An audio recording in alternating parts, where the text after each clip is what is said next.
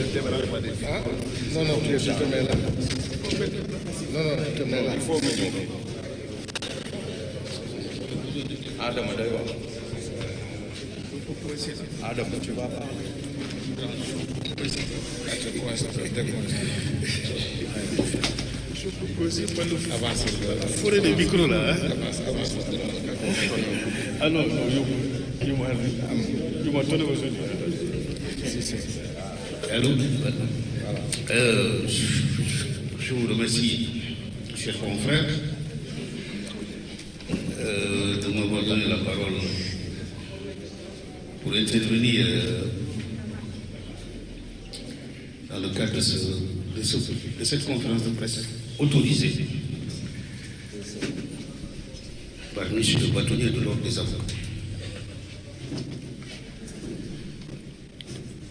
Je ne vais pas trop revenir sur ce qui a été dit et très bien dit par mes confrères,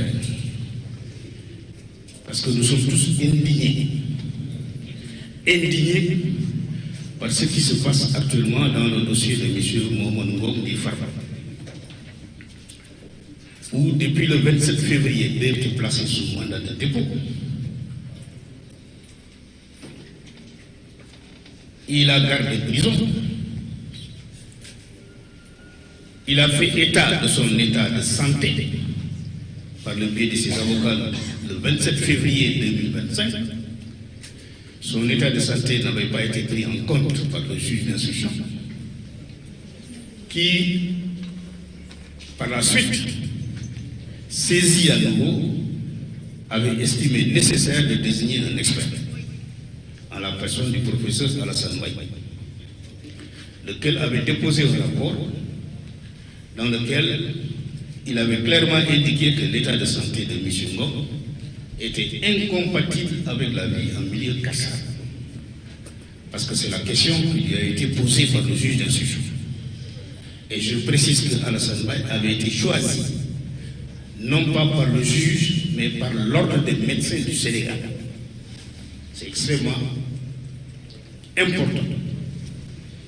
Parce que Alassane Mbaye ne connaît Farba ni d'Adam ni d'Ève. Il ne l'a jamais vu. Mais une mission lui a été confiée. Et il a exécuté cette mission en son âme et conscience. Et malgré tout, M. Farba Ngom n'a pas bénéficié d'une liberté provisoire sur la base de ce rapport. Une contre-expertise a été ordonnée. Et cette fois-ci, cette contre-expertise a été confiée à 3 professeurs d'université, des agrégés de médecine, je précise bien, proposés également par l'ordre des médecins du Sénégal. Et qui également, ce collège de médecins, je dirais de professeurs en médecine, a déposé un rapport dans lequel il conclut, au même titre que celui du rapport précédent, pour dire que l'état de santé de Farba est incompatible avec la vie en milieu carcéral. Et que même, eux, ils avaient retrouvé une maladie que le précédent n'avait pas retrouvée, c'est-à-dire la mort subite, qui peut intervenir à tout moment. Et sur cette base, une demande de mise en liberté a été sollicitée par les avocats de Farba Ngom. Mais malgré tout, le juge d'instruction a ordonné son transfert au pavillon spécial. C'est ce qui explique que Farba Ngom est jusqu'à présent au pavillon spécial. Et suite à l'appel de cette décision, la chambre d'accusation a dit que non, Farba doit quitter le pavillon spécial, on doit le mettre dans un centre hospitalier approprié. Or, ce centre hospitalier approprié n'existe pas au Sénégal. En réalité, il fallait le libérer et le laisser rentrer chez lui. Mais c'est ce que le pouvoir ne pouvait pas entendre et ne voulait pas. Ainsi, de guerre lasse, Farba est resté en prison. Pendant 11 mois, il a été finalement extrait par le juge d'instruction pour être auditionné au fond. On l'a entendu au fond, il a exposé, il a contesté les faits et Tahirou Sarr a été ultérieurement entendu par le juge et Tahirou Sarr est venu pour blanchir Farba, le laver à grande eau, comme j'ai eu à le dire. pour dire que, en réalité, vous avez un innocent qui est en prison.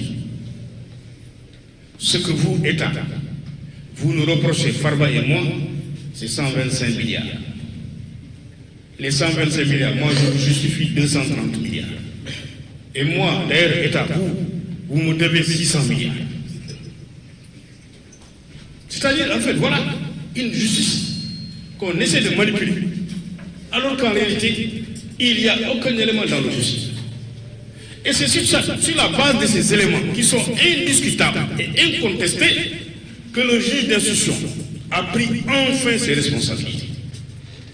Il a estimé qu'il y avait des contestations très sérieuses qui pouvaient justifier que le mandat de dépôt qui est décerné contre Farba et Tahirou Sarr, ce mandat soit levé et qu'il soit placé sous contrôle judiciaire. Mais qu'est-ce qu'on fait? Le 7 janvier, le juge d'instruction rend 2 ordonnances. L'une en faveur de Tahirou Sarr, l'autre en faveur de Farba. Le même jour, il notifie au procureur financier les 2 ordonnances, comme l'y oblige la loi. Donc on reste le 7, le 8, le 9, le 10, le 11 et le 12. Dans l'après-midi, à 15 h, monsieur le procureur financier reçoit des instructions émanant de la garde des Sceaux.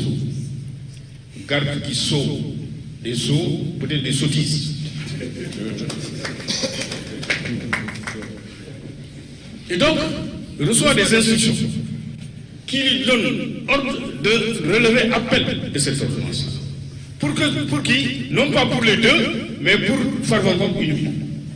Tahirou Sarr, évidemment, on le libère, on l'élargit, on signe le certificat de mai-levé du mandat, la décision. Et un problème se pose au niveau de la prison, du pavillon spécial. Et je vais vous dire, en réalité, ce qui s'est passé. Tout a été orchestré. Tout a été orchestré par la garde des Sceaux, ministre de la Justice, avec la complicité de M. Ousmane Sonko. Et je vais vous dire pourquoi. Parce que quand ils ont eu vent, au mois de décembre, que Farba allait être libéré, parce que simplement il n'y a aucun élément dans le dossier, qu'est-ce qu'on a dit? On a tout de suite nommé un certain Idrissa Sow. Le 11 décembre, en conseil des ministres, on le nomme directeur général adjoint de l'administration pénitentiaire. Le 11 décembre, directeur général de l'administration pénitentiaire. Je précise que Idrissa Sow, c'est le garde pénitentiaire qui avait été envoyé en prison pour le dossier médical de Ousmane Sonko. De Ousmane Sonko. Donc, qu'est-ce qu'il fait? Le 11 décembre, on vous nomme en conseil des ministres. Vous n'avez même pas encore certainement reçu une notification de votre décret. Que le 29 décembre, c'est-à-dire 10 jours après, vous débarquez. Il a débarqué à 1 h du matin. Je précise bien. À 1 h du matin, il a constitué son équipe. Il a constitué son équipe à 1 h du matin. Sans pour autant informer le directeur du pavillon spécial, qui n'était pas au courant de cette descente. Il est venu, il a sonné à la porte. Quand il est venu, il a sonné à la porte de la prison. Il est entré. Il a demandé au chef de poste où se trouve la cellule de Farba. Donc il est allé directement dans la cellule de Farba. Alors qu'il y a d'autres cellules, parce qu'il parle de fouilles. Il parle de fouilles inopinées. Mais ce jour-là, le pavillon spécial l'a reçu. Les autres n'ont pas reçu de fouilles. Et avant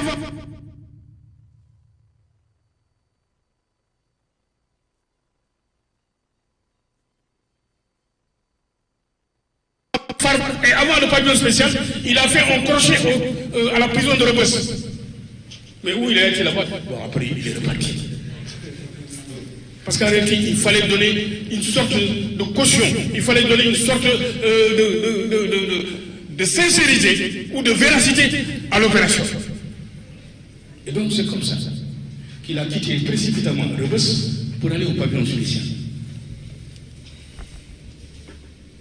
Mais du pavillon spécial, puisqu'il avait une équipe de 4, plus lui, directeur général adjoint, qui vient d'être installé, qui n'a même pas fait un mois de fonction, Idrissa Sow, qui en guise de récompense du comportement délictueux qu'il a eu dans le dossier médical de Sonko, on le nomme directeur général adjoint de l'administration pénitentiaire. C'est ce monsieur-là qui est venu, qui n'a pas informé monsieur, qui n'a reçu aucun coup de fil de sa femme, qui est venu, qui a débarqué, qui a à la limite forcé à 1h du matin pour venir fouiller la cellule de Farba. Et c'est de là où il a retrouvé un portable. Mais qu'est-ce qu'il devait faire? Parce que quand on fait une fouille dans la plus parfaite illégalité, parce qu'il n'est même pas le directeur du pavillon spécial, la fouille devait être l'œuvre du chef de l'établissement. Mais lui, il le fait pas. Il vient, il entre, il prend les 2 portables. Normalement, il doit consigner les 2 portables au niveau de la prison.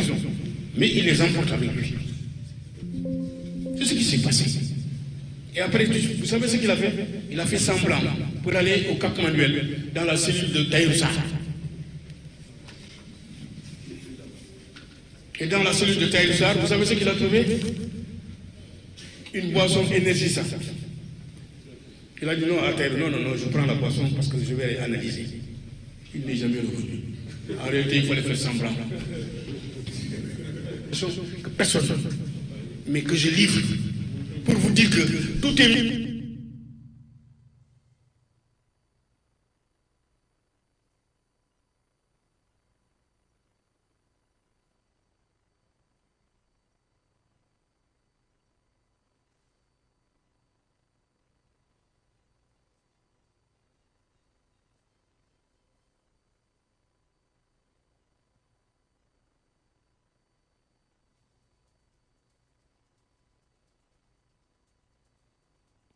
Bon, après, il est reparti. Parce qu'en réalité, il fallait donner une sorte de caution, il fallait donner une sorte de sincérité ou de véracité à l'opération. Et donc, c'est comme ça qu'il a quitté précisément de sécurisation de l'ensemble des investissements.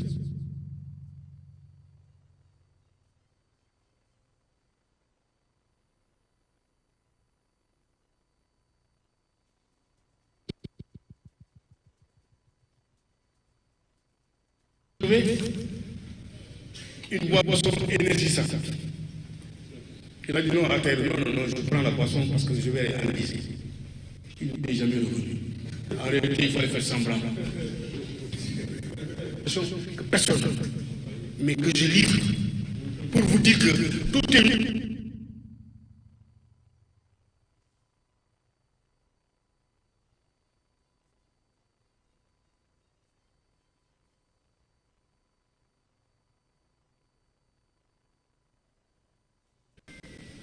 Et ça, la presse en avait parlé.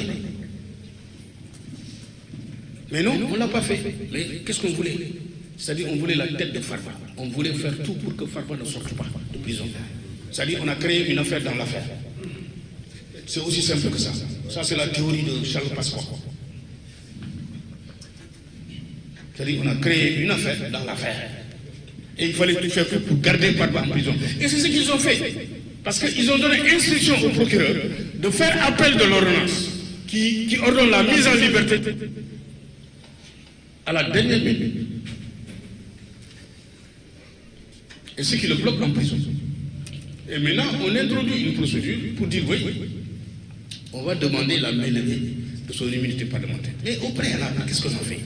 C'est-à-dire, en fait, j'ai l'impression que ce que nos prédécesseurs nous ont légué, le Sénégalais l'a oublié. C'est-à-dire l'administration sénégalaise était très poussée avant. Et maintenant, l'administration sénégalaise, c'est la plus nulle du Sénégal, du monde même. Parce que franchement, on a l'impression qu'on a une administration qui marche sur la tête. Parce que Farba a été entendu à 3 reprises. C'est-à-dire d'abord on a fait un ordre d'extraction au juge du premier cabinet qui a autorisé. La section de recherche avait été saisie pour enquête par le procureur de la République. Le procureur demande à l'administration, à la section de recherche de mener une enquête. Cette enquête a été menée par l'administration qui a obtenu un ordre d'extraction. On l'entend une deuxième fois. On le ramène au pavillon.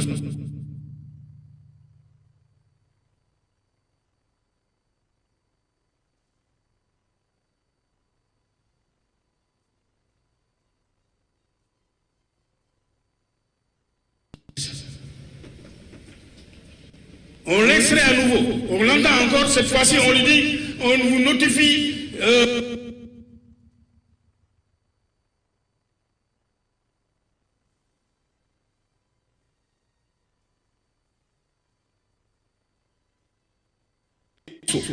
qui elle passe tout son temps à violer la loi dans cette affaire.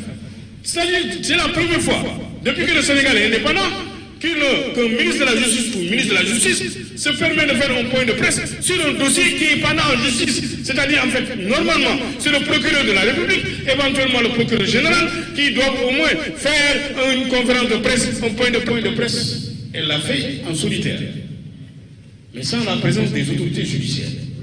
Parce que les autorités judiciaires n'étaient pas d'accord. C'est-à-dire, en fait, elle s'est substituée aux autorités judiciaires. C'est-à-dire, on a violé la loi impunément. Parce que c'est l'habitude qui est instaurée par les autorités actuelles. C'est-à-dire qu'on piétine les règles, on piétine les institutions et on piétine la loi. Mais nous, on est là pour nous battre pour des questions de principe. Parce que nous estimons que l'état de droit doit être préservé. Les droits des personnes doivent être respectés. On ne peut pas se lever impunément, violer cette loi et d'ailleurs même de déposer une plainte contre elle. Parce que c'est moi ce qu'elle ne sait pas. On nous a parlé, mes confrères l'ont dit, parce que le secret professionnel entre un avocat et son client, mais c'est un secret illimité et absolu. Notre règlement intérieur qui régit la profession d'avocat est clair, en son article 39. Le secret professionnel est illimité et dans le temps et absolu.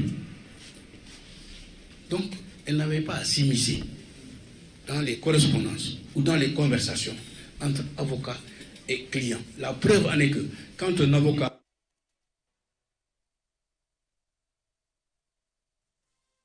va rendre visite à son client au niveau de la prison, ils sont isolés.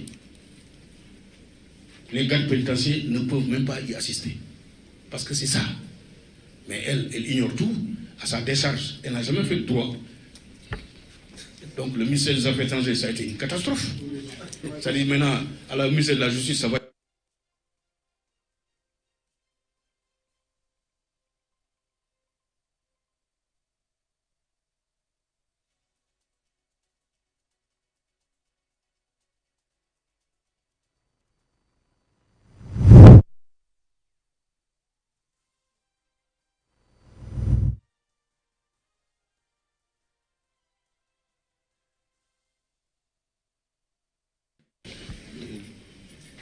Et qu'on respecte les règles.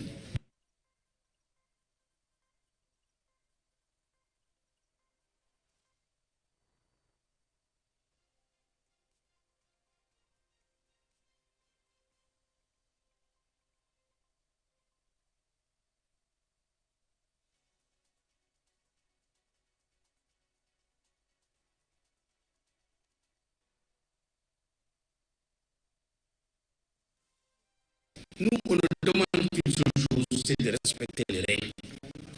Et je vois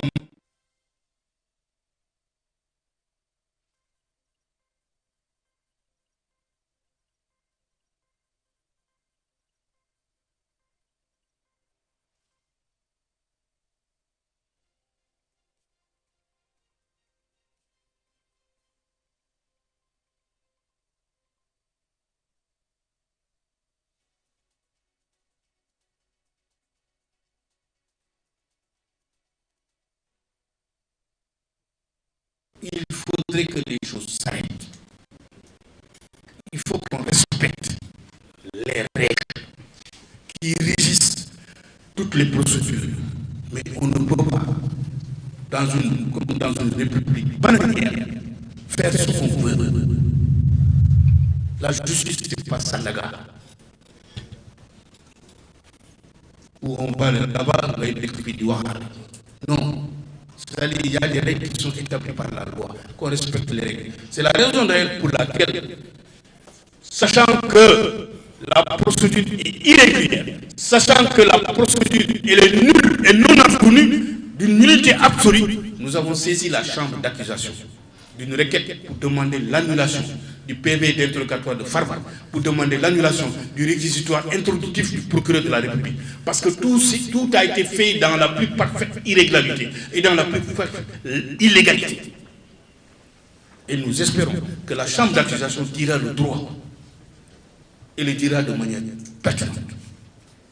Parce que toutes les règles ont été violées dans ce cas précis. C'est pourquoi, pour ne pas trop vous prendre du temps, je remercie mon confrère, Maître Elhadji Amadou Sall, qui certainement va clôturer cette conférence de presse.